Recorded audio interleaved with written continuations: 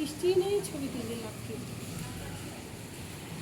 এই যে হালকা পড়তেছে, এই হালকাও যদি 1-2 ঘন্টা পরে তাও উপকার হইতো। আর যদি জোরে জোরে আধা ঘন্টাও হয় তাহলেও আবার অনেক জোরে দরকার আসলে। আমাদের জোরে দরকার, কারণ কি বৃষ্টি এখানকে বৃষ্টি ইয়ে হবে না। মানে কাছে কিনে আমি যখন কাপড় ভিজাইছি